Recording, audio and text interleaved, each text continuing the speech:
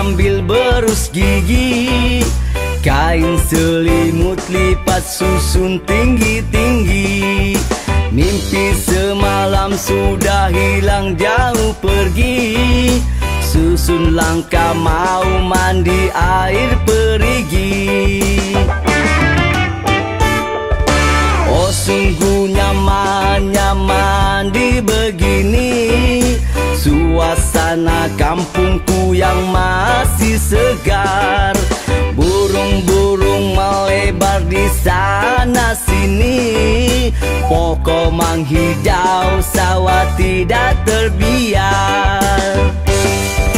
Begitulah juga hati ini kawan. Di dalam hatiku ada taman-taman. Besaran sayang bukan bermodal wajah. Ops, ops, main kau burung, lanjut. Sampai bila mau maju-maju, kalau lalai mau ukur baju. Sampai bila mau mundur-mundur, kalau asyik takut kena tegur.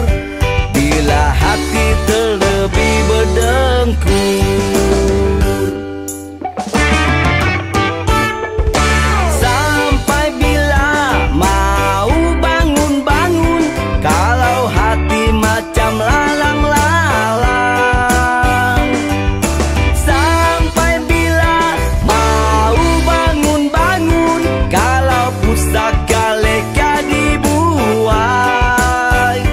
Arahmu nanti tiada pertimbangan.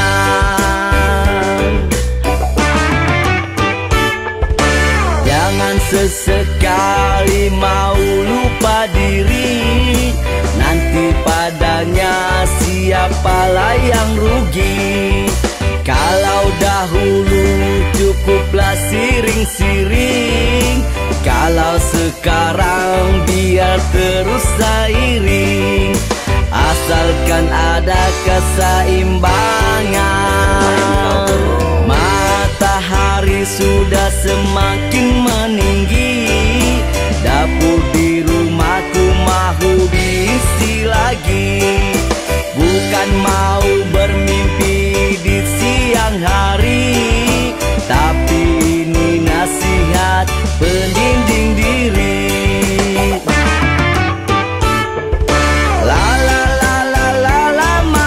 Kau burung, oh terbanglah setinggi manapun. Asalkan tahu asal keturunan. Main kau burung, main kau burung.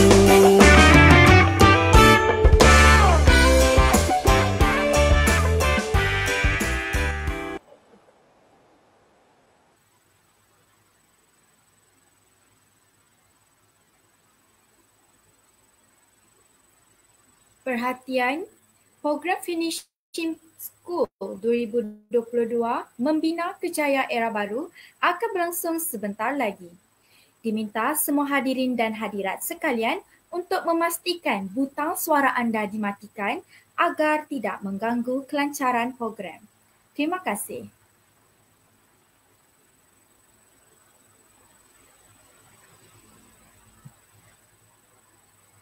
Bismillahirrahmanirrahim. Assalamualaikum dan salam sejahtera diucapkan kepada Yang Berusaha Puan Fatihah Firdaus binti Roslan, Pegawai Psikologi Pusat Kerjaya dan Pembangunan Keusahawanan Pelajar Universiti Malaysia Sabah. Yang Berusaha Puan Anita Jamor atau Rudy, Penolong Pegawai Pentadbir Pusat Kerjaya dan Pembangunan Keusahawanan Pelajar Universiti Malaysia Sabah. Yang Berusaha Encik Wenli Joy, Pembantu Tadbir Pusat Kerjaya dan Pembangunan Keusahawanan Pelajar Universiti Malaysia Sabah. Yang dihormati Cik Kelly Telly, Penceramah Jemputan Program Finishing School 2022 membina kerjaya era baru. Yang dihormati Dekan-Dekan Fakulti Universiti Malaysia Sabah. Yang dihormati Penasihat-Penasihat Kerjaya Universiti Malaysia Sabah. Yang dihormati Barisan Majlis Perwakilan Pelajar Sesi 2021-2022 Universiti Malaysia Sabah. Saudara Teo Kok Teo, Pengarah Program Finishing School 2022, Barisan Jawatan Kuasa Program Finishing School 2022, pensyarah-pensyarah bakal graduan 2022 serta hadirin dan hadirat yang dikasihi sekalian. Bagi pihak jawatan kuasa penganjur, saya ucapkan selamat bersiaran ke Program Finishing School 2022 Membina Kerjaya Era Baru. Hadirin dan hadirat yang dihormati, bersyukur kita kehadrat Ilahi kerana kasih dan limpahnya kita telah dimampukan untuk hadir ke program ini untuk menimba lebih banyak ilmu pengetahuan walau hanya secara dalam talian. Buat pengetahuan semua, program Finish School 2022 ini bertujuan untuk merapatkan jurang antara pelajar dengan bidang industri mereka serta meningkatkan keyakinan mereka untuk mencapai kejayaan dan kehidupan selepas selesai menyempurnakan pengajian. Oleh itu, program ini akan berlangsung selama 2 hari berturut-turut, akan membawakan pelbagai slot yang menarik serta membina kepada semua hadirin. Pada pagi ini, slot Membina Kerjaya Era Baru akan menjadi slot yang pertama untuk program Finishing School 2022. Namun, sebelum kita meneruskan program pada hari ini, marilah kita semua bersama-sama menadah tangan dan meminta Tuhan agar memberkati program kita pada hari ini. Oleh itu, majlis menjemput saudara Abdul Ghani bin Mahang bagi mengetahui bacaan doa. Majlis mempersilakan.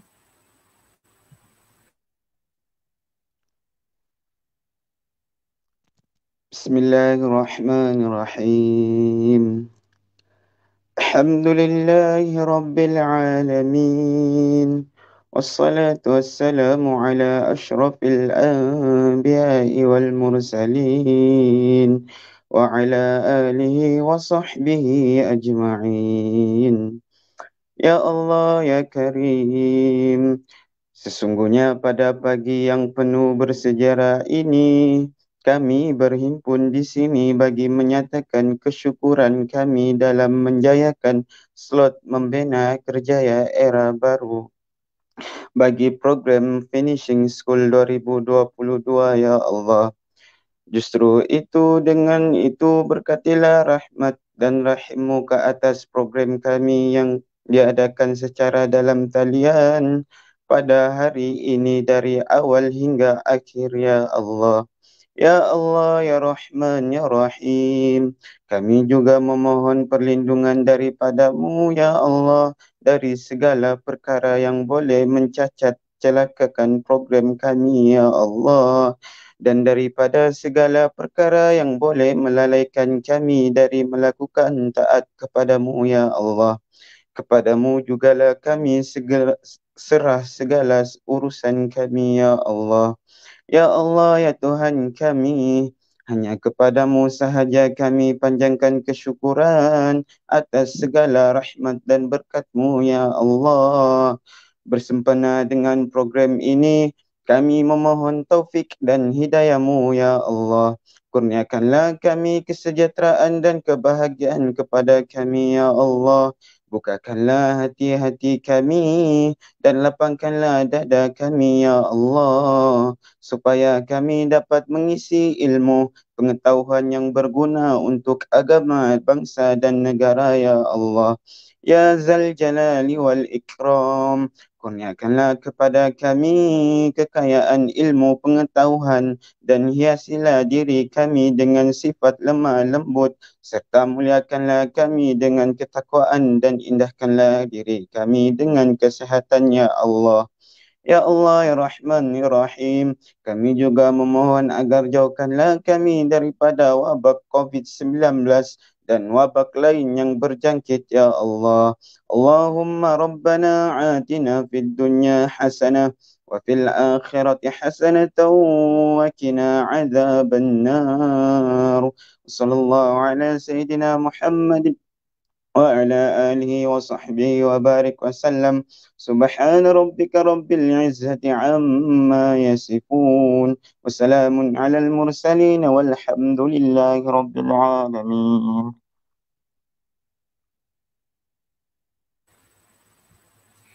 Amin, amin, ya Rabbal Alamin. Majlis merakamkan ucapan terima kasih kepada Saudara Abdul Ghani bin Mahang atas bacaan doa sebentar tadi.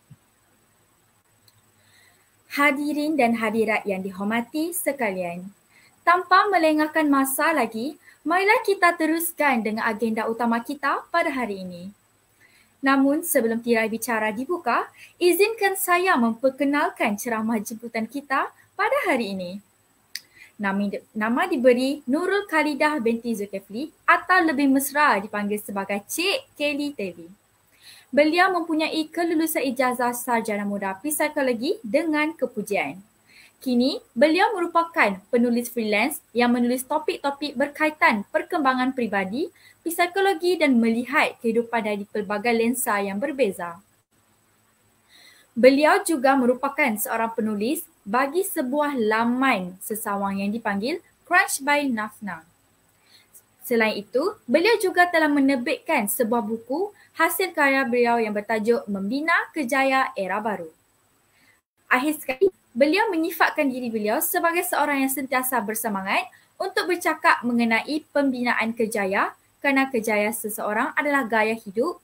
Oleh itu, kerjaya memberi impak yang besar kepada kehidupan seseorang. Dengan pengenalan tersebut, majlis dengan segala hormatnya menjemput Cik Kelly untuk menyampaikan bicara beliau. Majlis mempersilakan. Okay. Assalamualaikum, selamat pagi everyone. We have Pagi. about 400 orang kat sini. Wah. Okay, first and foremost, terima kasih banyak sudi meluangkan masa pagi-pagi ni kan untuk datang menggena, and I am actually honoured yang I dapat fill in for actually the first slot of UMS Finishing School 2022, and I think it will be beneficial actually if I get the first slot sebab it will help you to understand slot yang akan datang ni dengan lebih baik. Boleh minta share screen? I mean PowerPoint.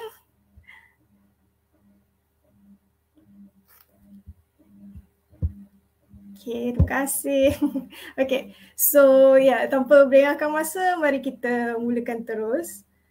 Next. Okay, tak apa. Ni semua tadi cik moderator kita yang lawa, yang jelita pagi tadi dah intro. Okay, so next. Okay, so first and foremost, let me ask you lah, how are you today? How are you this morning? Adakah you rasa excited nak belajar benda baru? Adakah you macam like, malasnya, maybe tengah tengok ni daripada atas katil pun tak apa, just tell me. Maybe rasa macam, sebab dia lecturer tarik, so kena datang sini kan, rasa macam, aduh. So, like, how are you feeling? Tell me how you feel. We are fine. Excited. Okay, sebab dia first kan. So when you first slot, okay, everyone keeps trying to warm up. Betul. Okay, betul. Okay. So okay, good. Okay. Lagi-lagi ada tak yang tengok tengah baring atas katil? Rasa gembira. I know yang banyak katil, please, no judgment. I totally understand. It's not easy. Okay, dia rasa gembira, feel good. Okay, Alhamdulillah. Pada pagi-pagi ni, it seems like a lot of people are very happy, very good.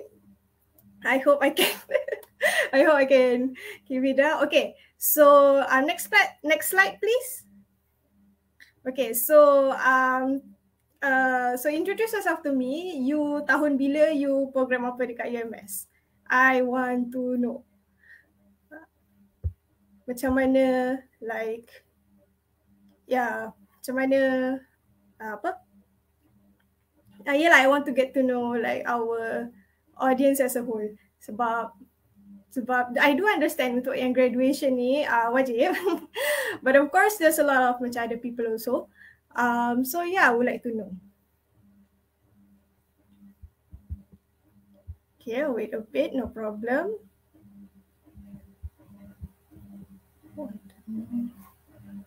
Oh, 4th year food science, 4th year medical engineering, 3rd year financial economics. Oh, okay. Kita ada FKI, kita ada FSMP,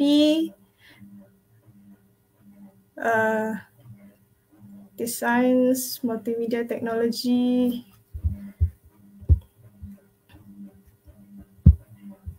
Okay, apa lagi? Okay.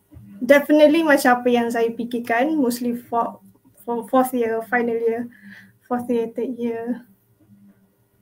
Okay, I'm sensing macam ramai yang science dengan yang economics punya student lah. Okay, interesting. Kenapa lecturer program ni garang sikit ya? Dia check korang datang sini ke tak? Oh. Okay. Oh, I saw TESOL and seni kreatif. Alright. Conservation bio, hotel management. Ya betul lah, ramai student science dengan ramai student FKE, I mean the economics kan. Okay, nice, okay. So next slide please. So especially since you are 4th year, 3rd year, nak graduate, dah graduate tinggal tunggu convo je. So tell me, daripada sepanjang korang belajar 4 tahun ni, atau even maybe before lagi, masa sekolah, ke sekolah menengah, sekolah rendah gitu, tell me what you've been told to do to get a job. Tell me apa nasihat yang korang dah terima selama ni. Tell me as much as you can. Like resume macam kena letak apa ke, apa lagi? Resume kena letak sekian-sekian. Interview kena pakai sekian-sekian ke macam mana. Okay, kukuhkan CV. Yes. CV. Right, apa lagi? For me, create a good resume. CV and resume always like a duo kan? CV and resume. Okay, I look forward. Get a good grade. Ambil kursus kemahiran. Active in co-curricular activities. Okay, ada CV, ada resume, ada grade. File tengok. And then co-curricular tu.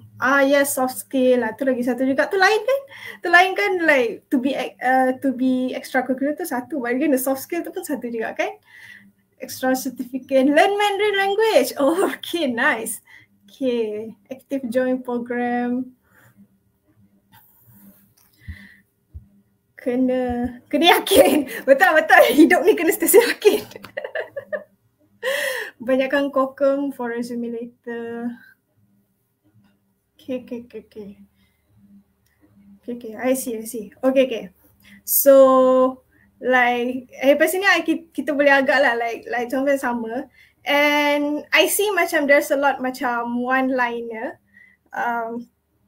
Contoh like soft skill, like macam certificate and stuff like that kan. So the reality is, next slide please. The reality is kan, like maksud good grade, good CGPA tu maksudnya your CGPA mesti perfect.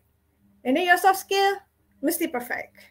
And then your co-curricular activities mesti perfect. Kena ada semua jawatan yang ada, kena pergi ke semua program. You have to have the perfect experience walaupun technically you tak kerja lagi. And your emails tak boleh ada typo. Datang like itulah, tak boleh ada typo, tak boleh lupa attachment. Kena perfect nama orang yang korang send ni. And then interview semua mesti pakaian mesti cantik kan. Mesti cantik, mesti sharp. Apa interviewer jawab kena semua jawab dengan in a way yang kita boleh baca lah minda dia orang apa yang dia nak daripada kita kan. So conclusionnya to get a job, we need to be a perfect human. Betul atau tak? I mean theoretically. I mean I tanya tadi kan, 4 tahun korang belajar. Lepas tu lagi tambah lagi dengan zaman korang sekolah semua ni. Like you've been told to do this, to do that, to do this, to do that. That you feel like you have to have a perfect. You need to be perfect actually to get a job. Baru like orang will perfect on the, itulah perfect atas kertas, perfect on the interview. Betul tak? So, ya kan? Itulah. And of course, like we can't help but to feel unfair, you know. Betul tak? Unfair kan? It's unfair untuk orang expect kita untuk jadi perfect sedangkan kita hanya manusia. So actually this is particular question yang actually haunt me since I belajar lah juga. Like you know masa I belajar, like I dengar, oh I have to do this and this and this. Now it's like why? Like kenapa? So based on my observation, the need of us to appear perfect sebenarnya dia bukan datang macam tu je. Dia actually Malaysia ni have gone through several time periods yang di mana kalau you faham benda ni, you akan faham oh kenapa kita nampak macam kena jadi perfect. Like we have to appear to be perfect.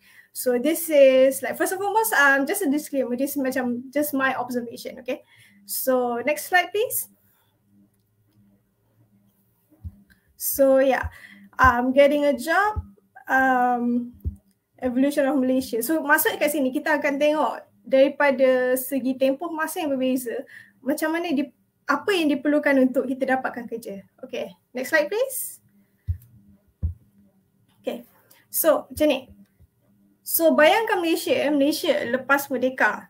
Malaysia merdeka 1957 dan Malaysia ditubuhkan 1963. So masa tu Malaysia itself dia masih baru. Sebelum merdeka, sebelum kita jadi negara sendiri, tanah Melayu bergantung kepada orang yang menjajah mereka dulu untuk banyak sumber.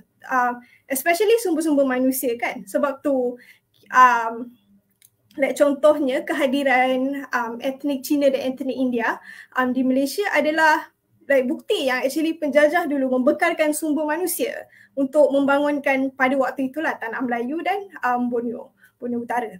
Macam tu. Tapi ceritanya lepas merdeka mestilah kena berdikari lah kan.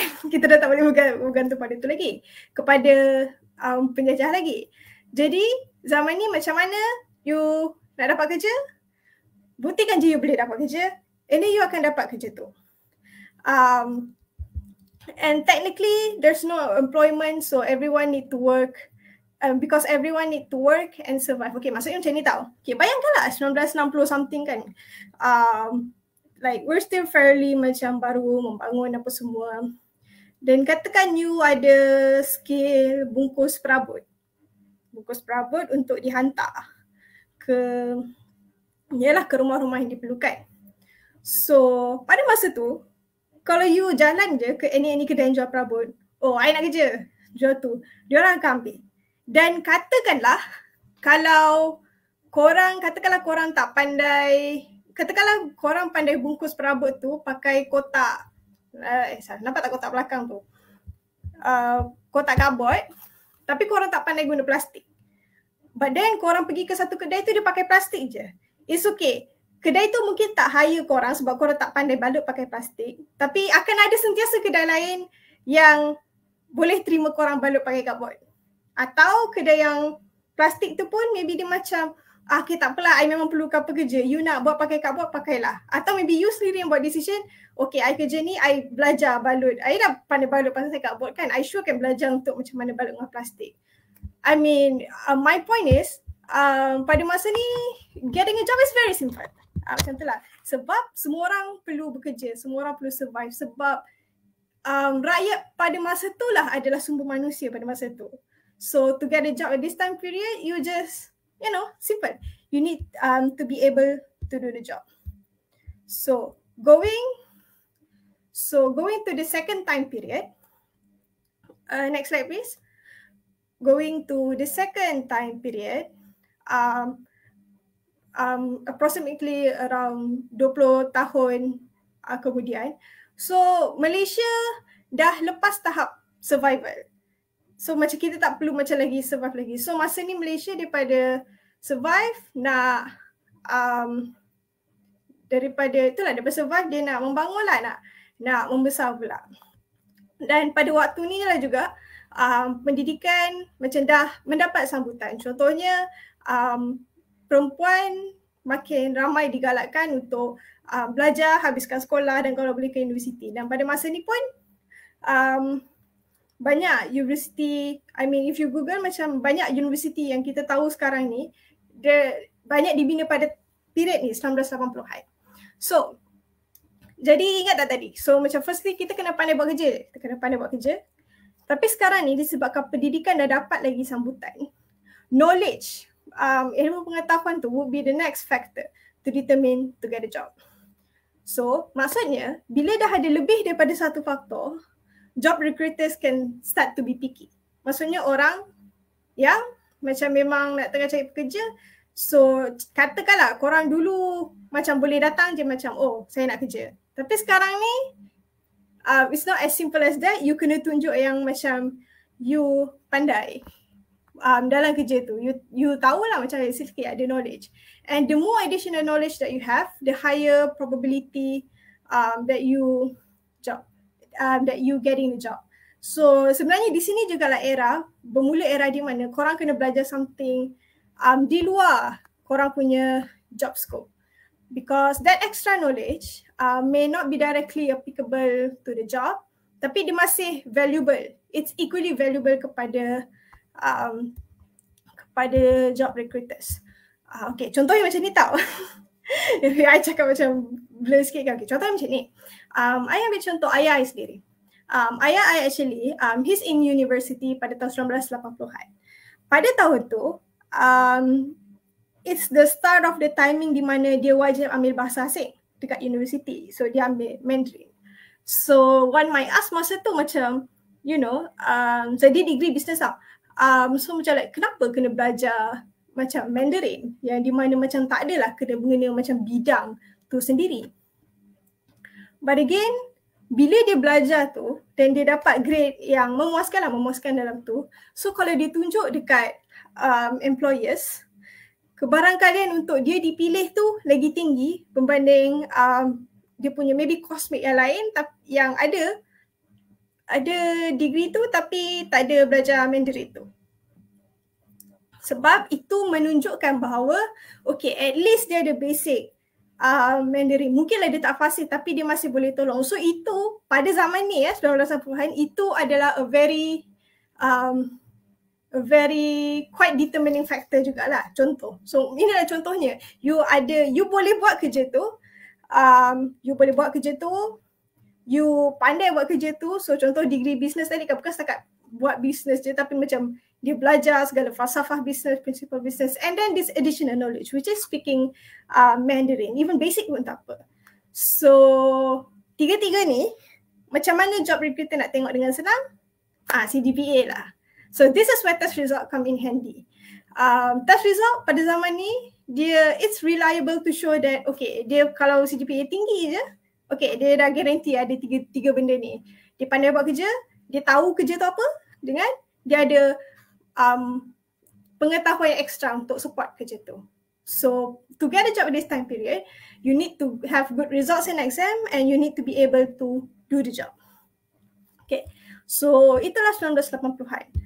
So kita go through kepada another period which is another 20 years. Next slide please. So the next 20 years adalah pada tahun 2000. Di masa ni a flourishing nation, more resources are needed. So ingatkan tadi masa the previous time period dia require good okay, kejap itulah pagi ni pun I pun masih macam still finding my words. Okay, so as the previous time period, so dia nak good results kan, dia nak good result. So obvious lah dalam masa 20 tahun ni orang akan macam okay senang lah. Dia orang akan fokus kepada pointers nak cerita. Sebab tu yang senang untuk para pelajar fokuskan, itu yang senang untuk job recruiters fokuskan. Tapi kita boleh fikir sendiri, kalau 20 tahun berlalu, dia lama kelamaan akan develop satu loophole di mana para pelajar akan cari jalan untuk get the highest pointer possible and they can. Tapi end up diorang tak buat pun macam apa yang diperlukan. So so diorang end up graduating pointer tinggi tapi tak boleh buat kerja. So that is the loophole. And loophole here I can talk. I mean, yeah, if you want kita boleh sentuh pasal cheating. But again, it's not just about that. It's about pasal in general lah. Macam time ni lah orang macam maybe macam dia kurangkan aktiviti kurikulum yang pada masa sebelum ni adalah option. Dia macam okay aku fokus pointer je lah. So ya itulah dia. Jadi obviously bila 20 tahun ke depan dia develop kepada another problem. So macam mana nak settlekan problem ni? So pada masa inilah student are encouraged to add more values onto themselves. So inilah pada masanya kita start push student untuk okay you kena ambil jawatan ni, you kena organize event ni and stuff like that. And especially since the club and society dalam university itu lagi senang mimics the real world job. Sebab pada masa ni tahun 2000 dah makin kurang kerja-kerja industri dan makin banyak kerja office lah, senang cerita kerja office.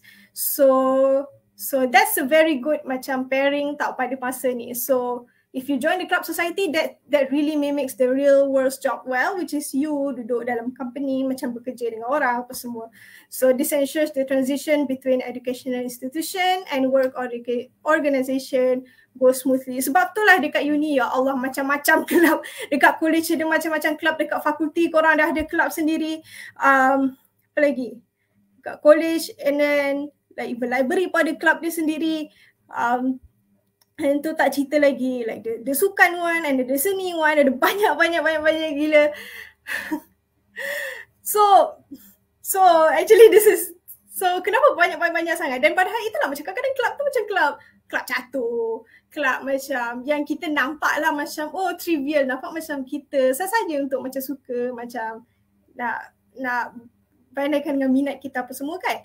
But then sebenarnya itu penting juga sebab dia nak pastikan almost everyone, kalau boleh everyone be active dalam co-curriculum di university. So inilah zaman dia. So to get a job at this time period, you need to be active in extracurricular activities, good result in exam, and need to be able to do the job. Now you tell me dekat komen, banyak ke tak demand pada zaman ni?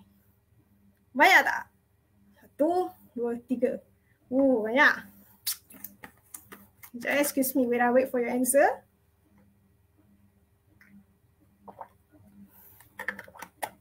Yes, itulah Puan Fatihah pun affirm like this is actually on dia punya zaman. Yeah, fair enough. Okay. So okay. So disebabkan banyaknya demand tertinggi ni, so there's a group of people actually yang di mana they just can't cope with this ever increasing demand. Dan orang-orang ni jenis yang time sekolah pun dulu barely dapat C, dapat D. So bayangkanlah diorang nak kena pergi uni lagi, kena struggle untuk pointer lagi, lepas tu kena aktif lagi, lepas tu kena belajar lagi pasal kerja, and so like this demand yang terlalu banyak ni ada toll dia dekat this group of people. So what is this group of people? Next slide. Mari kita tengok. Entrepreneurs.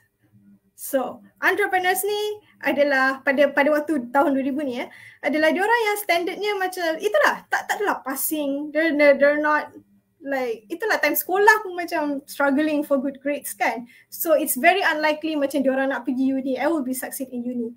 So being unable to mold themselves into the system of being a worker they go out and build their own system. So the point is they will build the system that requires workers to work with them. So cara dia macam ni. Ada dua contrasting aspek tu kan. So firstly focus versus holistic view. So student yang masuk university students in general, they do see things as step by step. They like to focus on step by step. So macam like dia faham, okay, pergi sekolah, pergi uni, tick the 3 boxes tadi, okay, and then kita dapat kerja. But then these entrepreneurs, dia boleh nampak macam, okay, I see the checklist, ultimately you need to work with people kan. So if I like not a very good student or worker, then I probably am good at managing things and managing a lot of things in general. So itu beza dia orang. And secondly, working with human versus working with product or services. So university students are expected to be workers yang di mana nanti dia orang akan bekerja lah, sama ada bekerja keluarkan produk atau bekerja dengan servis. Even kepada servis yang berkait rapat dengan manusia pun. Okay, I bagi contoh macam ni. Kita ambil contoh psikologi lah. Senang cerita. Macam mana? So let's say psychologist sebagai seorang worker. Psychologist dia kerja dekat psychology center. Kerja dia apa? Jumpa orang, jumpa klien, bercakap dengan clients, bercakap tentang isu dengan klien. Lepas tu di luar sesi dia bekerja maybe dengan psychologist lain dalam center tu. So this is what I meant working with services, which is still macam involve human. Tapi bayangkan the owner of the psychology center. The owner of the psychology center is an entrepreneur. So dia yang kena working with humans ni. Maksud working with humans ni, kalau psychologist, kalau klien tadi ada masalah dengan psychologist tu, dia akan pergi kat siapa? Bos dia juga kan? And then sesama-sama psychologist tu, kalau ada masalah, kalau ada office politics dekat tempat dia orang nak mengadu kat siapa? Dekat bos dia orang juga. And then itu baru macam the psychologist part. Macam dekat building tu sendiri macam ada maintenance punya part. And then the business ada financial punya part. So all of those humans dia nak pergi kat siapa? Dekat bos dia orang kan. So this is what I mean, beza entrepreneurs dengan workers yang keluar daripada university in general. And yes, disclaimer tadi, it's two different things. Then not one is better than the other. It's just like two different pathways. Okay, excuse me kejap ya.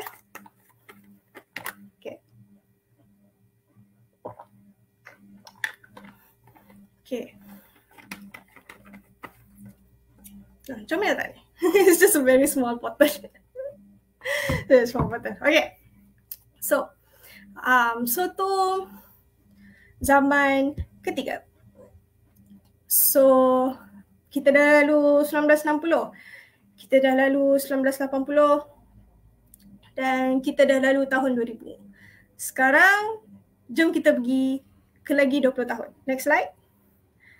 So ke tahun 2020, ke era sekarang, senang cerita. Era sekarang ya.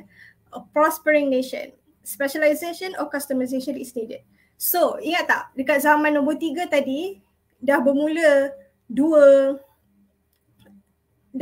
zaman di mana ada dua pathway untuk young people untuk get a job lah, senang cerita, get a job and build their career. So either go through the either go to university and expected to be workers, atau you build your own system and become entrepreneur. So sepanjang 20 tahun tu, apa yang berlaku kepada kedua-dua golongan ni adalah, so pertama dekat university, graduate university zaman sekarang. So this is the time where, ingat tak 3 box tadi yang very demanding tu. So pada zaman ni, we have a lot already yang tick 3 ni. Diorang CGPA diorang bagus, diorang involved dalam persatuan, organize banyak event. So there's a lot of them and there's too much actually. So what will happen? Job recruiters will be even pickier. So macam logik lah. Dia akan lagi memilih. Tapi itulah, kita dah ada tiga things 3 faktor tadi kan yang boleh memilih. So macam mana lagi diorang nak jadi memilih? Okay, at least based on my observation ni, 3 ni mesti sama. 3 ni masih sama. You kena pandai buat kerja tu, your results kena bagus. Maksudnya you punya knowledge pasal bidang tu dengan you punya knowledge pasal perkara-perkara di luar job scope you. Dan the third one, you need to be active. Itu semua 3 tu masih, itu je masih. Itu tak berubah, tak bertambah, tak berkurang. So I don't see that bertambah atau berkurang. Tapi ada banyak benda yang mempengaruhi job recruiter tu sendiri. Diorang punya network, contohnya diorang punya bias, diorang punya urgency. So maksudnya apa kat sini? Macam ni, katakanlah ada 2 calon. Sebiji, like diorang cosmate, sama-sama cosmate, CGPA diorang sama, diorang involved dalam aktiviti yang sama, sama-sama. Tapi bezanya kan, calon A hantar permohonan kerja orang pada hari Isnin, dan calon B hantar permohonan kerja pada hari Selasa. Mana yang akan dia tengok dulu? Obviously, yang hantar hari Isnin dulu. So job recruiters, diorang hari Isnin, diorang nampak tu dulu, they are more ready to process apa yang, datang dulu lah kan, okay ni, so diorang nampak betul-betul, oh ni macam okay, ni apa semua. Compared to, macam compared to apabila diorang check pada hari Selasa pula, tenaga diorang mungkin nak berkurang, and then disebabkan hari Selasa dah ada calon, dia pun macam like, okay lagi satu calon, okay tengok, just like that.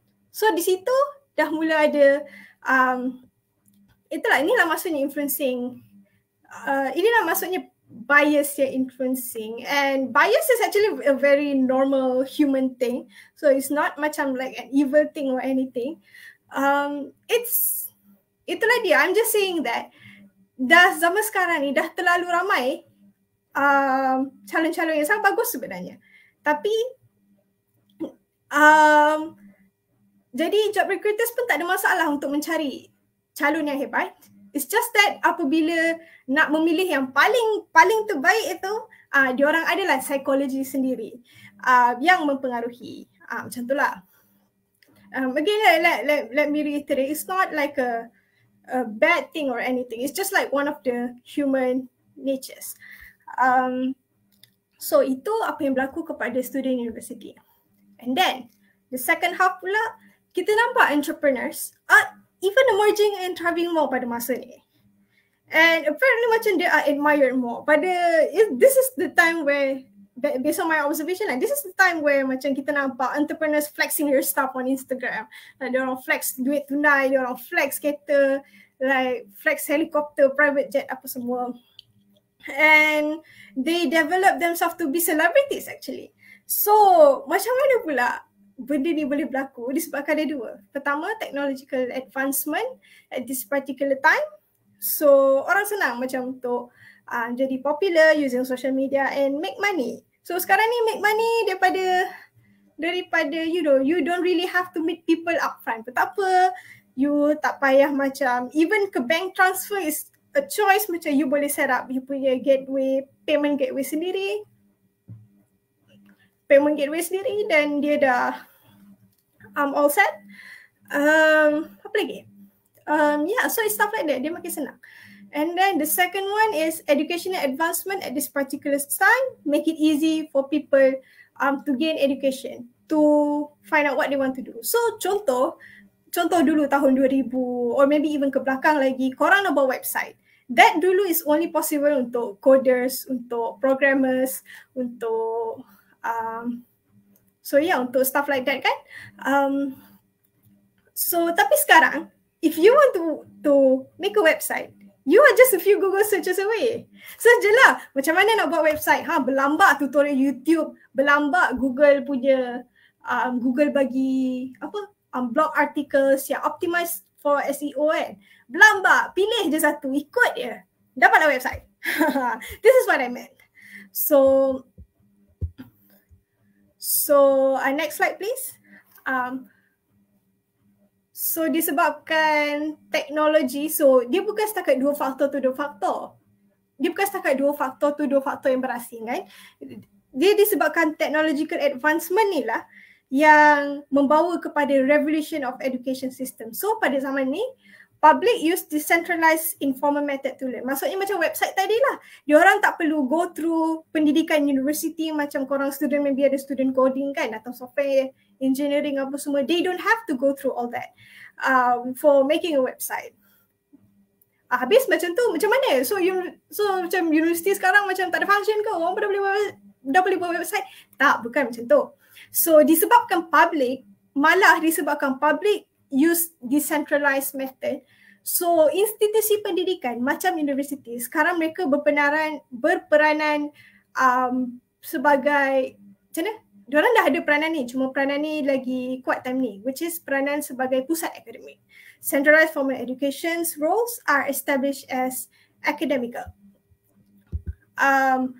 Maksudnya universiti ni berfungsi sebagai peranan untuk verify existing abundance of knowledge and then mengatur disiplin ilmu sendiri. Maksudnya macam ni. So like I said, pendidikan sekarang macam itulah disebabkan decentralized informal method ni pun dah ada banyak kan. Dah ada banyak jenis ilmu. But again, pada masa yang sama itulah. Ilmu yang banyak, ilmu jahat ada, ilmu baik ada, ilmu betul ada, ilmu palsu ada. So universiti dan pendidikan, institusi pendidikan secara umumnya, mereka berperanan sebagai tempat untuk verify. Contoh paling simple macam mana? Okay, let me macam this is macam the example on top of my head. Katakanlah isu vaksin yang tak berkesudahan. Orang cakap itu, orang cakap ni, orang cakap itu, orang cakap ini. So it's actually simple. Macam ada orang yang macam ada knowledge in alternative medicine contohnya. Ada orang yang macam very macam bagus macam daripada segi ubat. Lepas tu ada orang yang macam bagus daripada segi kawalan penyakit contohnya. So pihak kesihatan pada masa ni berperanan sebagai tempat yang untuk verify. Sebab dekat diorang lah ada segala literature studies, pengalaman daripada doctors and staff. So daripada situ diorang boleh verify lah apa yang datang. Okay, ni boleh. Ini ilmu yang betul. Ini ilmu masih perlu kajian lagi. Ini ilmu tak sure. So this is why dalam masa yang tak menentu ni, this is where we look up. So tu contoh macam paling simple lah I boleh fikir. So universities sekarang ni are meant to produce two type of workers. Pertama, ayat English tu panjang, saya kasih senang cerita. Pertama adalah buruh mahir, kedua adalah buruh separa mahir. Itulah senang cerita. Pertama adalah buruh mahir, kedua adalah macam mana? Researcher. Macam tu I mean. Buruh mahir ni itulah. I go through researcher. Researcher kat sini, dia academic person lah basically. So someone yang nak involve in more research, like terlibat dalam membina disiplin ilmu tu secara langsung and teaching that stuff. So tu untuk akademik. And then second, buruh mahir ni, maksud buruh mahir ni apa? Maksudnya macam doktor, lawyer, psikologis contohnya. So masuk buruh mahir ni, tak semua orang boleh senang-senang tiba-tiba dia nak jadi doktor.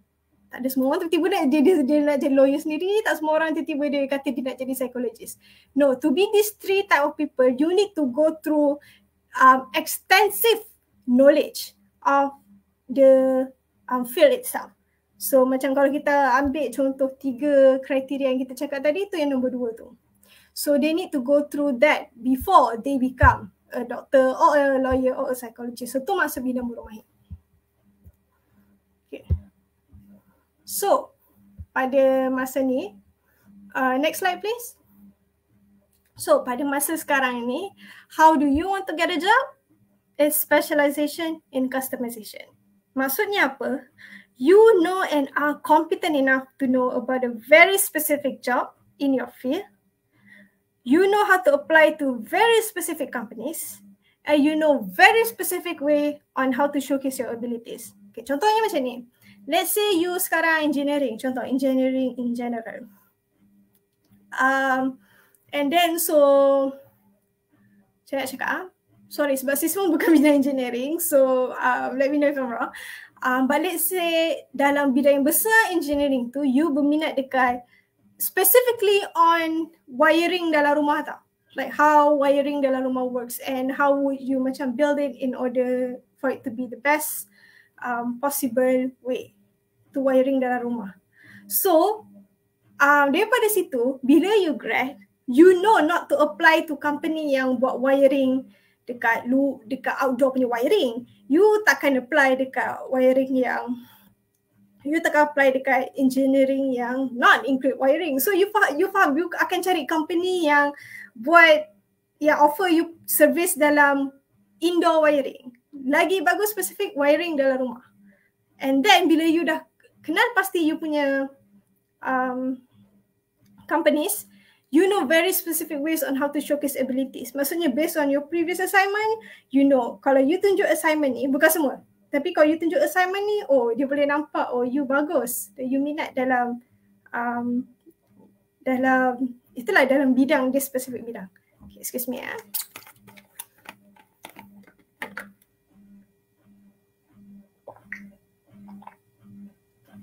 Okay, kau apa? Oh, 90, alright. Okay, so actually this is the answer untuk soalan sebelum ni. Like kenapa like we need to be perfect, dan kenapa it just seem like everyone is choosy. Dia just pada masa ni actually ramai student yang layak dan berkebolehan sebenarnya. Actually contrary to what you think, actually you say grad 1 tak berkualiti, grad 1 tak apa semua. No, you guys are very great. It's just that the problem is there are too many great people. Really, really, that's the problem really. So untuk settle benda ni, you kena tahu dan faham macam mana nak aim very specific things. Tu dia.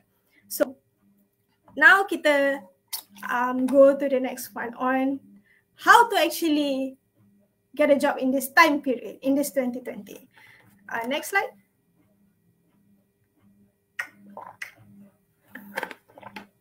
Kejap Okay, alright. So, okay, let me hold on. Okay, so I'm going to talk about the 5 steps to get a job in the current area. But it's just not like the steps that you dengar macam, oh CV you kena masukkan ni, resume you kena masukkan ni, interview ni kena masukkan ni. Tak. Because like I said, ada ke manusia yang sempurna? Dan kalau you appear sempurna pun, is it worth it bila employers tahu yang you tak sempurna? And again, ini pun balik kepada employers lah. Employers should not expect perfect people. But again, you bukannya macam mana? Kalau you tersilap eja satu perkataan dalam email atau dalam CV you, atau you tersilap cakap sikit dalam interview, it does not mean you are not worth the job. That's what I mean. So you're totally worth it. It's just like macam saya cakap tadi lah, it's just like orang sekarang macam lagi choosy. Orang sekarang lagi choosy, lagi memilih, so they can help but to find people yang tak buat typo, yang tak tu. But it's really macam the small things actually. So the step that I'm about to propose is about putting value in yourself that you will live by. So this is just about value, and this is like really, tak ada nak cakap philosophical. Dia macam ni more internal things lah basically, senang cerita. Can you excuse me for a while kejap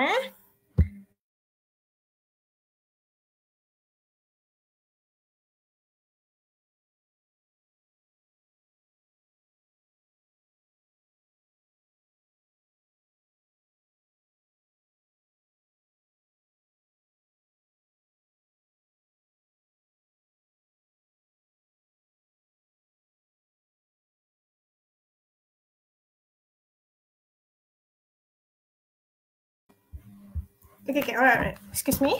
Okay. So let's go to the next slide. So the first step is to do side hustles as much as you can. Kenapa? To learn generally about whatever you want to learn slowly. So side hustle kat sini, you mungkin fikir macam, okay, buat bisnes kecil sendiri, jual baju ke, atau part time kerja kat bengkel, atau jadi cashier supermarket.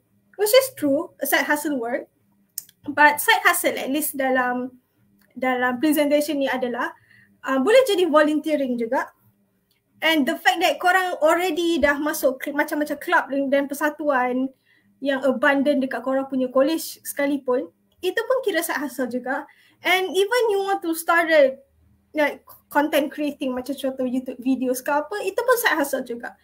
Step paling last tu exactly what I do. I am someone yang tak adalah aktif mana pun. Like really, tanyalah I punya junior, tanyalah lecturer I jenis macam buat activity tak tu sangat. But it's 2017 when I started to think, oh, I want to make YouTube videos. So I made it. And alhamdulillah, the rest was history.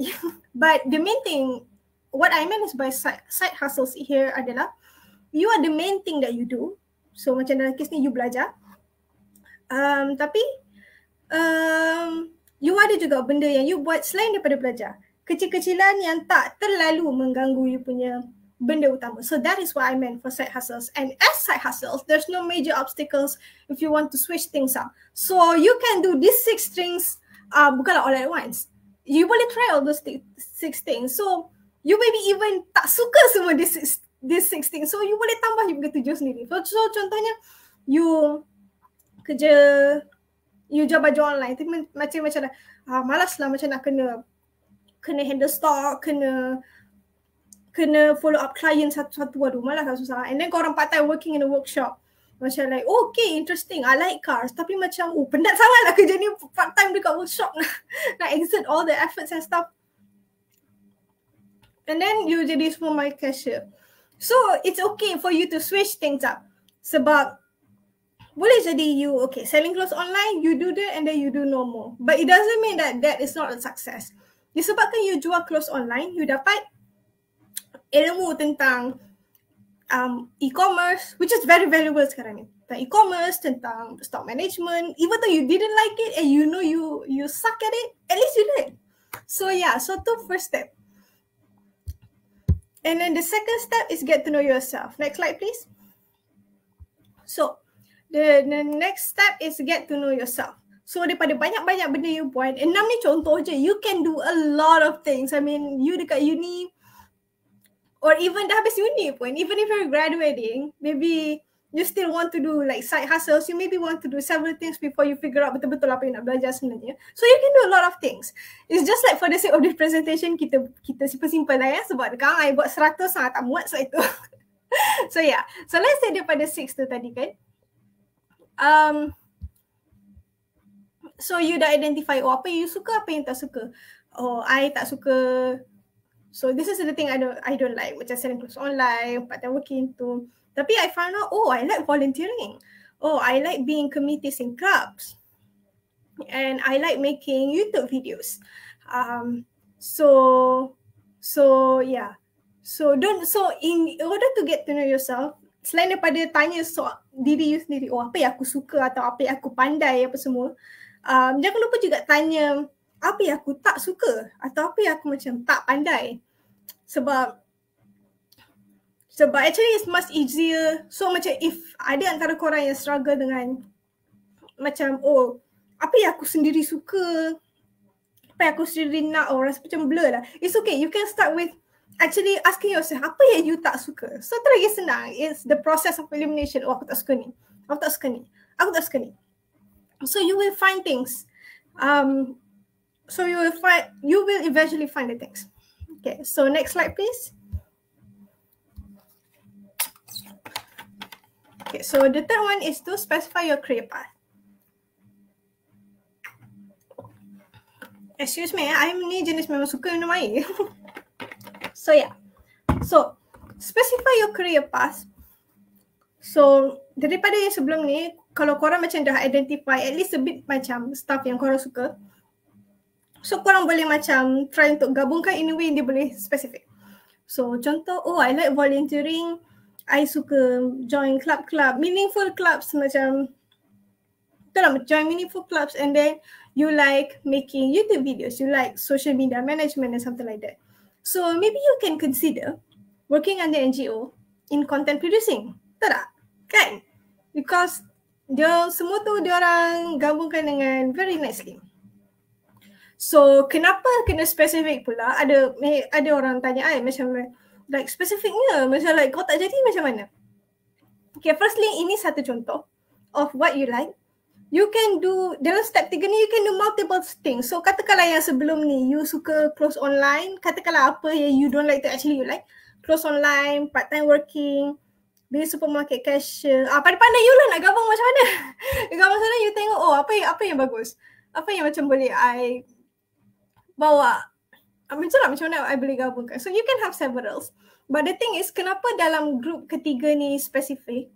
So you will pay more attention to opportunities. So once you say to yourself, I am maybe interested in working under NGO in content producing, you akan start untuk follow NGO on social medias.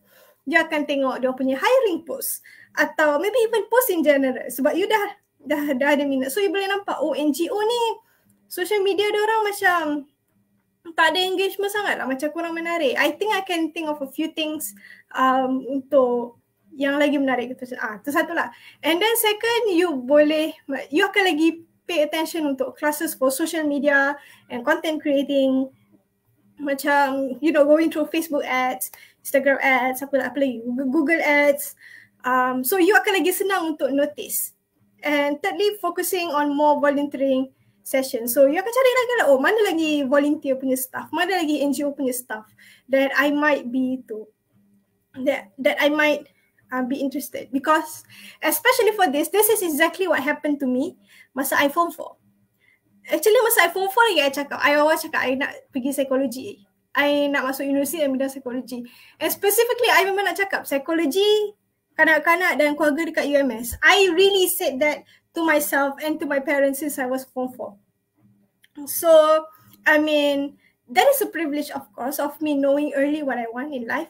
But apa yang berlaku adalah bila I dah macam cakap macam tu tau, I lagi senang pay attention tau. Macam ada talk pasal psikologi, I terus perasan.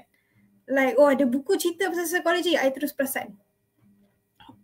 To the point yang it really builds up tau. So daripada umur 16 sampai 19 macam tu, I involve myself to psychology. I found out kan, bila I masuk my very first class, Introduction to Psychology, a lot of stuff I know already. And I pun terkejut. So like, I read about this. Introduction to Psychology je lah, first class tu. Ada second class tu, makin banyak lah benda complicated and makin banyak lah benda I tak tahu. But just for the introduction class, I was very surprised with myself. Aku dah tahu ini. Kenapa aku dah tahu ini? Yeah, I was weirded out with myself. So yeah, that is exactly what happened to me. When you specify, you will senang untuk pay attention to more opportunities. So next slide please.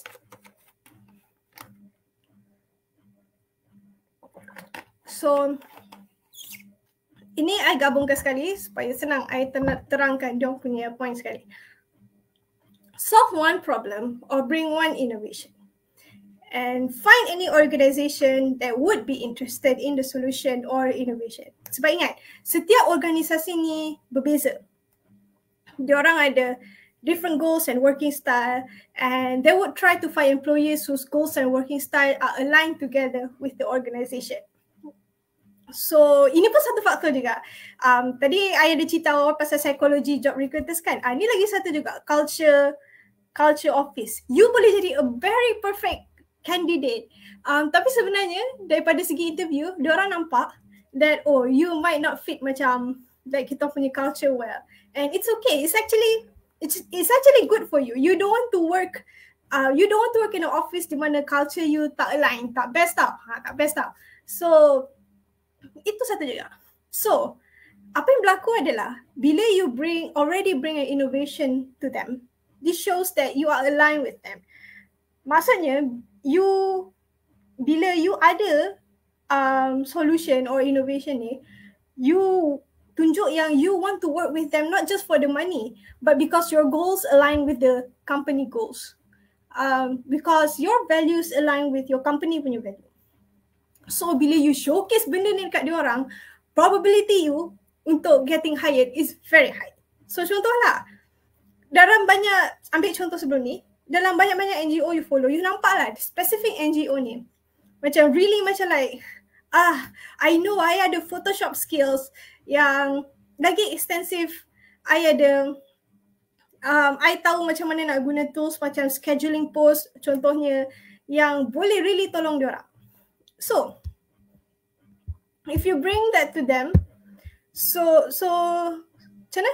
So if you bring that to them, dalam keadaan macam diorang pun tahulah macam that's one of the things yang diorang cari juga, their probability of getting hired is very high. In fact, this alone maybe akan surpass you punya CGPA, surpass you punya experience, surpass you punya knowledge. Sebab bagi company tu, dia akan rasa macam bulan jatuh ke riba.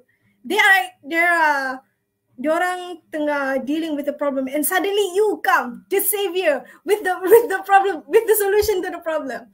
Macam tu lah. But that one is given kalau kita boleh tahulah apa betul-betul apa company tu punya problem kan. So we cannot know that for sure 100%.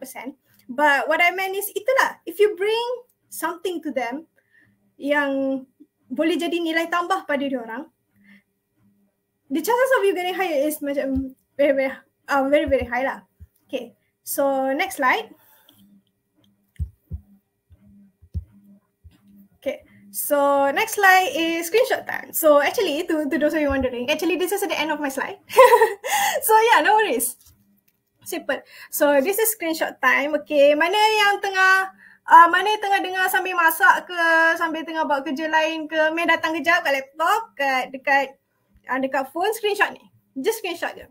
If there's anything in this world, if there's anything in this talk that I hope you can take home with you, it's just this 5.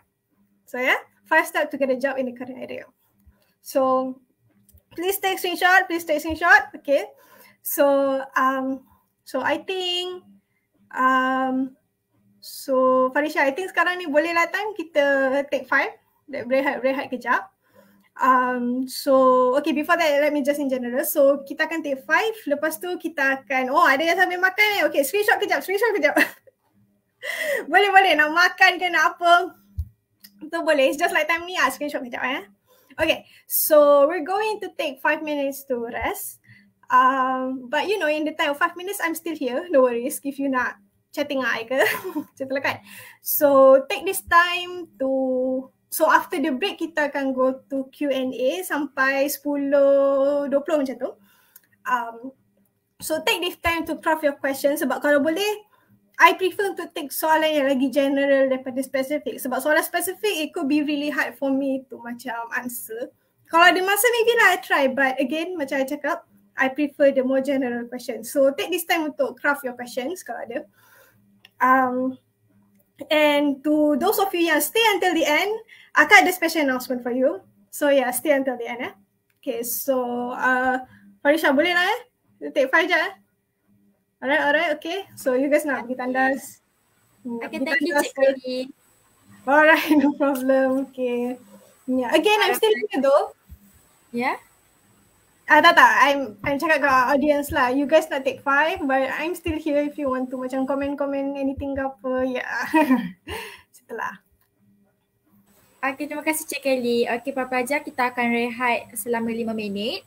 Bagi yang masih belum mengisi borang pendaftaran ataupun borang kehadiran, anda boleh isi segeralah. Okay? Anda boleh tekan saja link yang telah dipin dan isi menggunakan email student anda untuk akses. Terima kasih. Kita akan kembali semula bersama Cik Kelly selepas ni.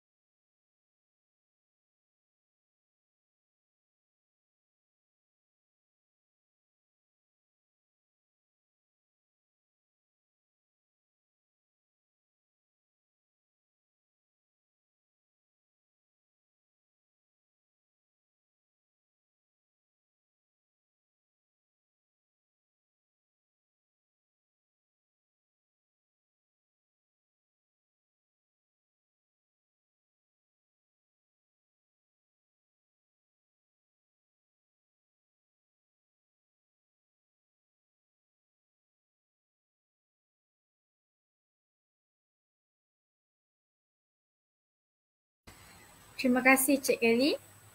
Untuk para hadirin yang sedang bersiaran bersama-sama di ruang Facebook Live pada ketika ini, anda boleh mengemukakan soalan anda di ruangan komen dan saya akan membacakan soalan tersebut kepada Cik Kelly. Sebelum tu Cik Kelly ada apa-apa yang nak cakap ke? Kepada para audiens kita. Okay, ya, mari kita bercakap sementara menunggu kan. Okay, so a bit extension. Macam mana? So ingat tak tadi kita ada 5 langkah tu kan? So ada orang kata macam mana? Kalau planning semua ni tak jadi macam mana? Okay, itulah dia. First namanya planning. The second, itulah saya cakap tadi. Tak semestinya you planning ada satu je. Boleh ada beberapa. Cumanya it's good to have a focus. Macam tu lah. Kalau fokus you 2-3 lah. Fokus you 1 lah. For my case, macam memang I cerita tadi, dari form 4 I fokus untuk psikologi. And I would say alhamdulillah and to an extent, nasib lah juga. I'm quite privileged juga to actually get what I was focusing on. With that being said, you know, life is full of unexpected things. So we just plan and flow with it. Specifically, katakanlah you dah habis 5 langkah tu. Maksudnya you dah sampai macam mana? You dah sampai langkah kelima tu. Maksudnya you tengah apply kerja, you tengah interview maybe and you proposing you punya innovation atau solution tadi kan. But let's say macam diorang macam ultimately you tak ambil bekerja lah. So you can either start back from step 4. Maksudnya you tinggal cari je lah lagi company lain yang similar dengan company tu. So cari lagi. Atau maybe you're really having internal crisis with the thing that you do. Maksudnya daripada langkah 1 dengan 2 tu sendiri, maybe you macam, oh maybe the time yang I fokus dulu ni, sekarang ni is not the thing that I want to do. Macam tu lah, maybe career wise. So let's say me lah. So sekarang I ada degree in child and family psychology. And actually I part time. So selain daripada writer, I part time I actually babysitting tau. And to be honest, this pandemic is quite macam quite a toll. I mean macam mana? Itulah pandemik ni mengubah banyak benda lah kan, mengubah banyak plan kita. So jujurnya I pun macam sekarang, oh do I want to babysitting full time? Or do I want to macam sama master nak jadi ke PhD je lecturer apa semua? Atau macam do I write my own, do I write until to the point I can start my own company or something like that? So honestly, I'm wondering through that as well. Tapi you know what? It's okay for me to macam keep thinking. Sebab apa yang kita mahu akan sentiasa berubah. Macam tu lah. So it's okay. So yeah, I think that's for me lah. Okay. Ada lagi ke soalan? Farisha tak ada nak cakap apa ke? Terima kasih Cik Kelly. Dari saya tak ada apa nak cakap lah. Since Cik Kelly pun dah explain semua benda, and for graduate, pelajar yang akan graduate pun mesti akan ada input yang baik lah daripada Cik Kelly ni. Sebab segalanya jelas lah dan memberikan persefahaman kepada para pelajar apa yang diorang nak buat lepas graduate. Kan? Okay. Kita akan mulakan soalan. Ada tak soalan daripada para pelajar yang nak diajukan kepada Cik Kelly? Ke semua dah confident, faham sangat? Just take the question. Itulah, dengan I nampak pun Pusat Kerjaya dah ada up satu link yang di mana kalau korang nak tanya on the spot, you can join the screen with me. Boleh juga. If you want.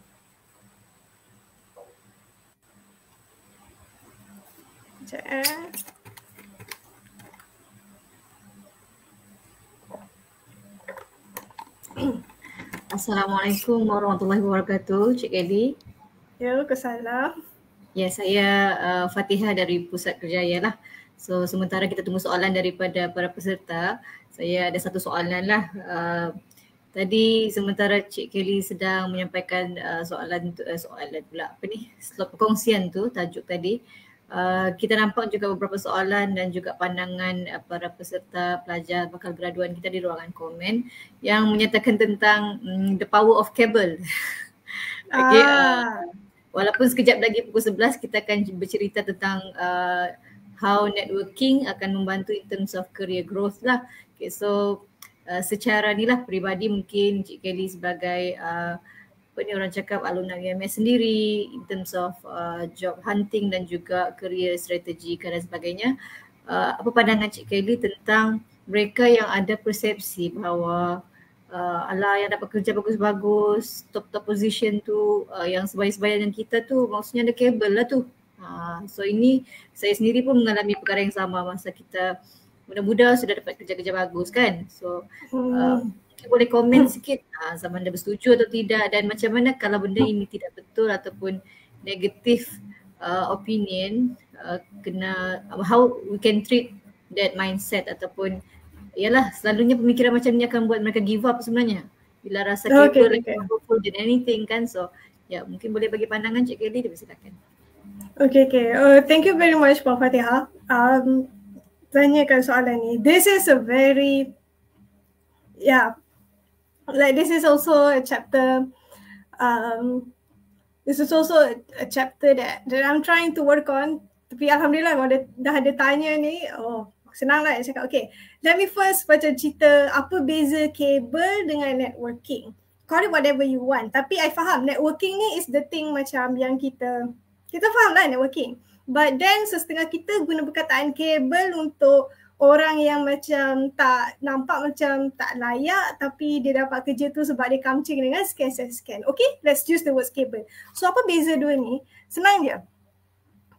Let's say macam mana? Let's say ada dua candidate, Ali dengan Abu. Ali ni senang cerita candidate tahap A.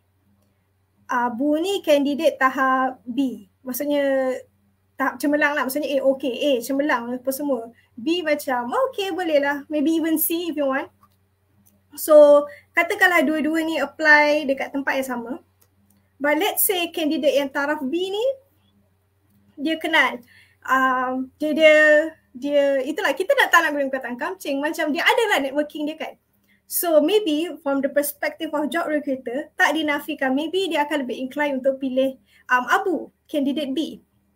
Sebab walaupun dia ada choice candidate A dekat situ, tapi maksud networking ni apa? Maksudnya dia maybe dah nampak Abu dekat LinkedIn ke, dia pernah jumpa Abu di tempat yang dia showcase dia punya ability ke. So dia kenal Abu, boleh tahan kenal lah kan? Kenal dan dia nampak macam Abu ni berminat dekat apa sebenarnya dalam in terms of kerja, dari segi bidang dia ke atau daripada segi career development ke. So macam dia faham, dia tahu. Dan dia faham disebabkan candidate B tu, disebabkan tahap dia B, so recruiter ni faham, okay kalau I ambil candidate B ni, I kena keluar duit lebih sikit untuk train dia. Keluar resources a bit untuk train dia. So dia faham yang tu, so sebab tu dia pilih candidate B berbanding dengan candidate A yang mungkin dia nampak showcase A tapi dia tak tahu sangat pasal candidate A tu. So itu adalah networking. And there's nothing wrong with that. And please utilize that. So kabel pula macam mana? Let's say you are the even candidate C. Okay, kita kasih perempuan lah. Fatimah dengan Syahidah. Okay, katakanlah kepada Fatimah dan Syahidah, minta maaf ya, saya bagi contoh je. So katakanlah Fatimah grade C. So macam not even A, not even B, grade C, lulus. So macam like dia barely lah buat kerja, okay.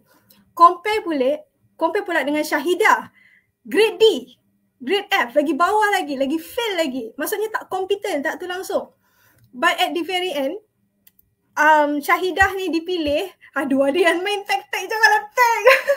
Aku dah contoh je, kesian dia. Okay, tak apalah. So, tapi katakanlah, dua-dua calon ni pergi, tapi Syahidah dipilih semata-mata, okay? Semata-mata sebab job recruiter tu tahu ya Syahidah ni anak bos kepada scan. So, dia ambil Syahidah bekerja supaya dia tak kena soal dengan bos dia yang lagi satu tu. Hari tu anak saya apply, kenapa awak tak approve? So, he don't want that. Malas nak fikir, okay, ambil je lah dia kerja. So, dia dekat kerja, dia incompetent macam mana pun, dikasih train macam mana pun, it could be really hard kepada Syahidah ni untuk macam improve, dan kita tak account lagi Syahidah yang sebenar ni dia sebenarnya nak kerja apa. Maybe dia tak nak kat situ atau dia maybe nak, but dia memang generally tak layak lagi, dia kena go through more certificates ke apa. Itu kabel. Itu kabel. Itu yang orang kita masukkan secara general kabel. So I think daripada contoh you dah boleh faham sendirilah, menjawab jugalah sikit soalan Puan Fatihah, apa yang betul, apa yang salah, dan macam mana yang nak utilize. Macam itulah. So cable is that and there. So networking is just you showing people not your perfect self. It's not your perfect self, but your best self. Your best self in terms of professional, you know, this is what I do, this is what I really want to do, and have genuine interest in the people and the field. So in general that is networking lah. So yeah, harap itu menjawab lah. So it's 10:20. I still macam tak nampak lagi question. So if really there's no question, I'll jump teruslah ke special announcement tu. Kalau boleh ke Farisha, ada ke soalan daripada komen ke apa? Rasanya tadi Puan Fatihah ada mention ada lagi satu soalan. Puan Fatihah nak proceed ke? Kalau dari saya tak ada lah soalan. Daripada audience pun tiada, tapi para pelajar boleh tekan link yang telah dipin oleh PKP ni untuk directly tanya soalan daripada situlah. Okay, Puan Fatihah.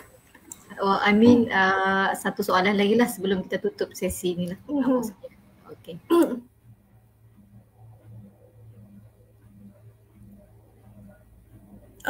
Okay. I see one. How can side hustles build up our character? Okay. Give me 5 seconds untuk susun. How can side hustles build up our character? Okay.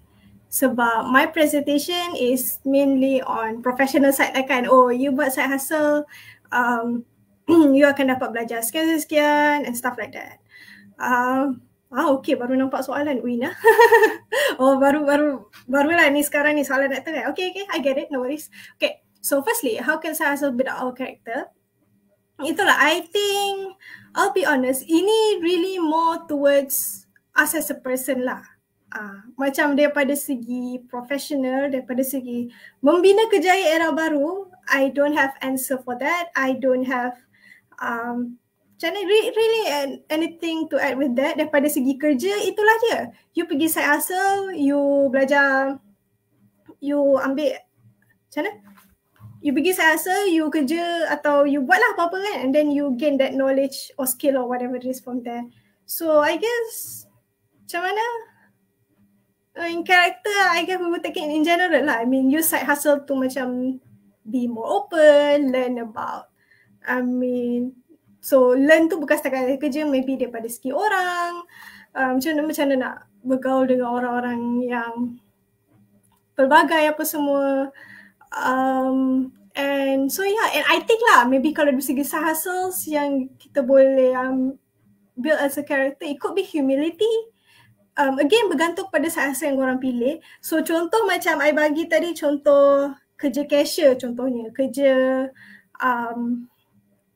part-time workshop tu contohnya. So that will give you a lot of humility sebab you akan deal macam a lot of people and people would not be necessarily nice to you in that particular sense, in that particular situation. So yeah. I think if I want to highlight one thing, it could be humility. But again, it's really up to you as a person lah. Okay. So I saw another soalan. Patutkah gaji menjadi faktor utama dalam memulakan kejayaan? Are you sure you nak tanya soalan ni? I boleh cakap satu hari pasal ni. So okay, no worries. No tanya satu hari. I keep it short. I'll try. Macam mana? I have a very strong opinion on gaji kena cukup. Gaji kena cukup. Especially lepas you kena tolak statutory, macam mana senang cerita, tolak EPF, tolak SOSCO, tolak sekian-kian. So pay attention to macam, so regardless lah sama ada job listing tu dah memang awal-awal letak gaji atau maybe korang dah interview baru korang dapat tahu gaji. So okay, first and foremost, it's up to you lah. Bukanlah up to you, dia bergantung kepada you. So let's say you boleh jadi sama yang maybe you sekarang anak sulung, you memang niat nak tanggung a lot of your adik ke tengah sekolah sekarang ni ke, atau you could be like me lah senang cerita. I'm actually quite privileged also. Like I'm an only child and my parents can still working. So that is actually a huge part of why I've been able to develop myself as a writer actually. Nak tak nak, I need to be transparent. It's that privilege. So to me, gaji is not, like I have the privilege to not think too much about gaji, which is why I take the babysitting as a part-time. So like I faham lah, oh so it's this number. Okay, faham, I can live with that. Campur dengan parent top up ke apa semua. But again, someone could be a totally different opposite of situation like me. So dia memang perlukan bilangan yang secukupnya. Bilangan gaji yang secukupnya. Quite significantly a lot more than average people need.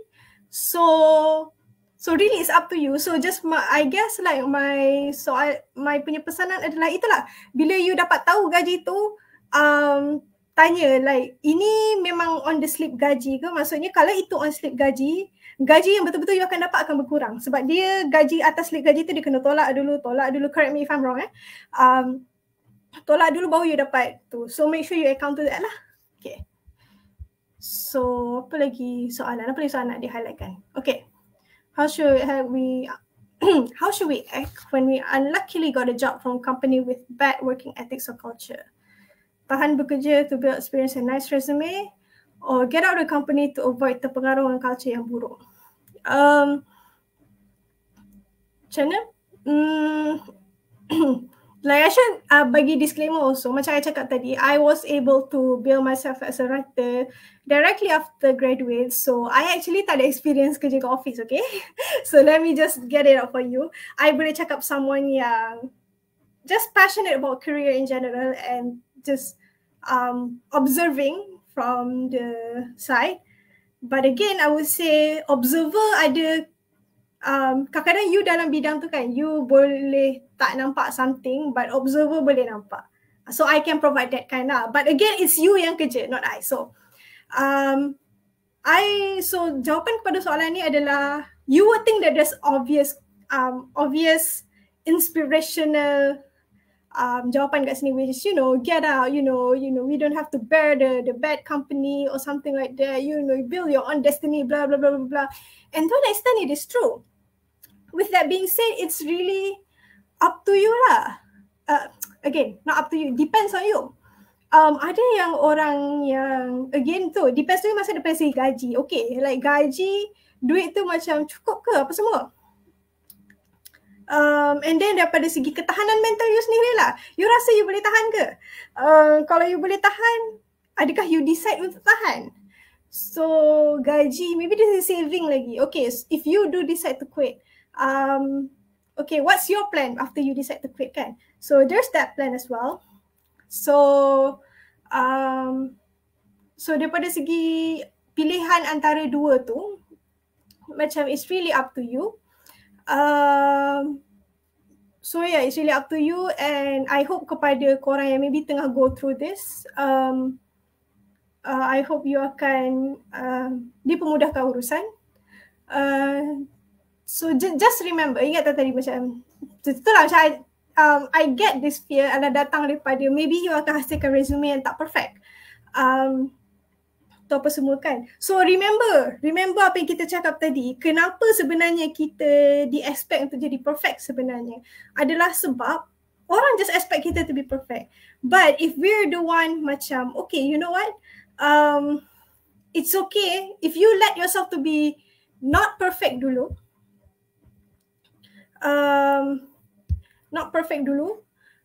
then you can answer actually. So let's say you quit. So macam you cari kerja lain and maybe interviewer tu macam akan tanya lah, oh kenapa ada gap ni atau kenapa kerja short sangat. So if you are confident enough that you can bagi jawapan yang obviously tak adalah memburukkan you punya previous employers kan, but in a way if you can be just be genuine, orang semua manusia juga, we expect people to be perfect but actually we know we are humans. So kalau dia dengar tu dia boleh faham lah. And then lepas tu kalau dia nak terima atau tak, the company is up to them. But again, macam mana? Itulah, there's a lot of factor. So yeah, it really depends. Like with your possibilities and like you punya kemampuan dalam membuat soalan tu. Dalam membuat keputusan tu. Alright. So next question, final question I believe. Okay. Sekejap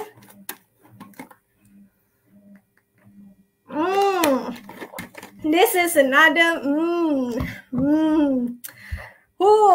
ni pun sekejap, I kena tahan diri I supaya like I pun boleh tahan marah kot sebab ni. Cadangan penyelesaian bagi kerja yang dimohon tapi perlukan pengalaman kerja, padahal fresh grad tak ada pengalaman kerja, mereka berasal dari industri. I don't know if there's industry person atau job recruiters yang turut ada dalam live ni. So if you're watching, please don't do this. Please don't put this on your job posting. Please be transparent. If you nak ada orang experience, letaklah orang experience. Janganlah expect fresh graduate untuk ada experience. Jangan expect fresh graduate untuk go through this application only to tell them halfway yang you sebenarnya kena ada experience. Please don't do that. Okay. With that being said, if you as a fresh grad teringin nak go through, teringin nak sesuatu kerja but you tahu kerja tu perlukan pengalaman yang extensive. So firstly, daripada segi latihan industri tu, ingat tak kita cakap pasal specialization tadi? So daripada latihan industri tu, highlight your macam mana? Highlight lah pengalaman you dalam latihan industri tu yang boleh yakinkan company tu. So like I said, specialization. So janganlah just cakap I pergi latihan industri dekat sini. Jangan tu, cakaplah macam masa time ni kan, I ada jumpa satu situation ni tau, satu problem ni yang I boleh settlekan begini. And even extending to that, katakanlah you latihan industri je pun, you boleh actually pick out daripada you punya assignments also. Assignment, you ada banyak assignment kan, 4 tahun you belajar kan. Mana daripada assignment tu yang you boleh showcase macam, I answer this type of question, I buat this type of problem solving things.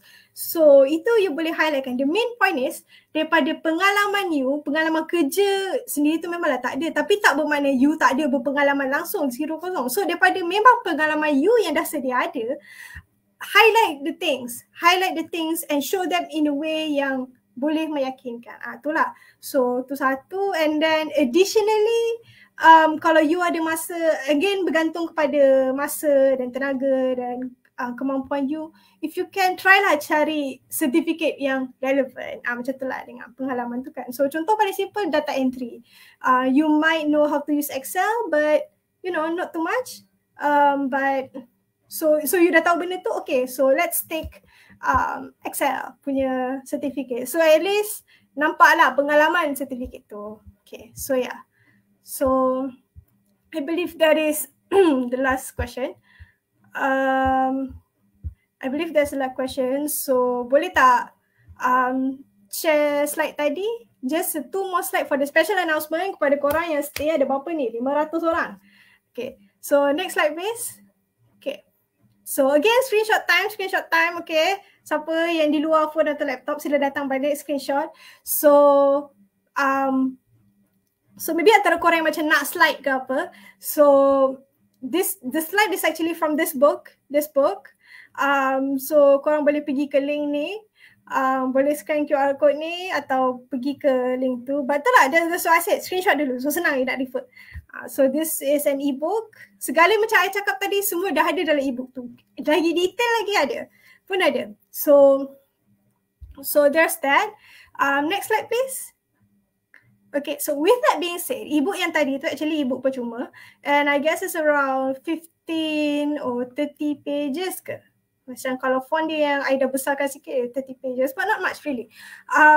But that book also, it's just like a sneak peek of her. Jadi this is actually the book that the real Membina Kejayaan Era Baru sebenarnya buat. It's an e-book also. So for only today, if you enter this promo code, you can get 50% off. Yang dekat bawah tu ya, enter the really complicated VYV tu. So yeah, only today.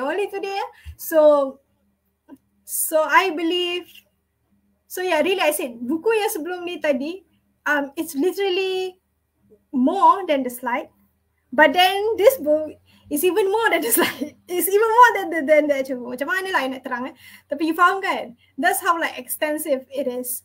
And actually pun tak banyak juga. I cakap macam banyak sangat, tak banyak juga. It's around 70 to 80 pages kalau dia besar kertas A5 tu.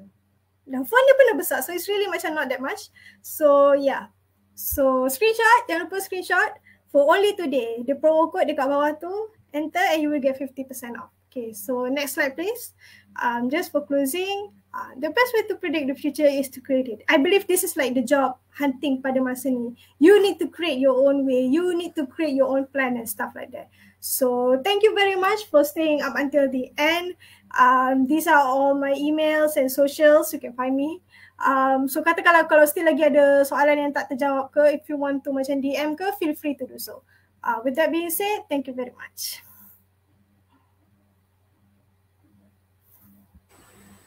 Baiklah, sekian saja untuk sesi soal jawab kita tadi. Majlis mengucapkan jutaan terima kasih kepada Cik Kelly atas ilmu yang telah disampaikan oleh beliau sebentar tadi. Semoga segala ilmu yang telah disampaikan akan dapat dicerna dan dapat memberi ilmu yang bermanfaat kepada semua hadirin dan hadirat yang datang kepada program hari ini. Hadirin dan hadirat yang dihormati sekalian, dengan berakhirnya sesi soal jawab kita sebentar tadi, maka berakhirlah juga program Finishing School 2022 Membina Kejayaan Era Baru ini. Namun kita akan berkumpul kembali dalam slot seterusnya pada pukul 11 pagi, iaitu Finishing School 2022 Networking for Career Growth bersama tetamu jemputan yang lain dan sudah tentunya lebih banyak ilmu yang bermanfaat untuk kita semua. Sekali lagi saya ingin memanjangkan ucapan penghargaan yang tidak terhingga kepada Cik Kelly Telly yang sedia hadir bersama-sama dengan kami pada hari ini untuk berkongsi dan menambah ilmu pengetahuan pada para hadirin dan hadir. Untuk para hadirin, Jawatan Kuasa Pelaksana telah memberi pautan kehadiran dan borang maklum balas di ruangan komen FB Live. Diminta setiap hadirin yang hadir untuk mengisi pautan tersebut. Seterusnya, sebagai memento kenang-kenangan, dijemput semua hadirin yang berada di dalam ruangan StreamYard ini untuk membuka kamera masing-masing bagi tujuan pengambilan gambar bersama tetamu jemputan kita.